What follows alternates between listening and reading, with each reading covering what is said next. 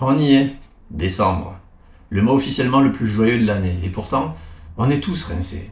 On dirait un troupeau de zombies sous Guronzan. Ce paradoxe, il a un nom, la surcharge émotionnelle positive.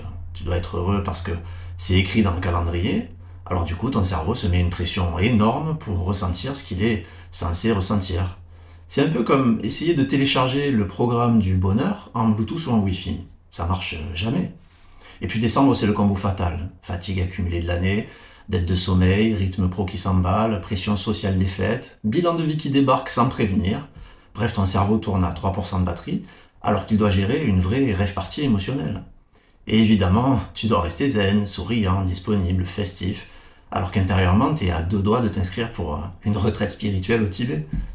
Alors non, si t'es fatigué en décembre, c'est pas parce que t'es fragile, c'est juste ton système nerveux qui te dit écoute, c'est sympa, ton esprit de Noël, mais moi, j'ai besoin d'une pause.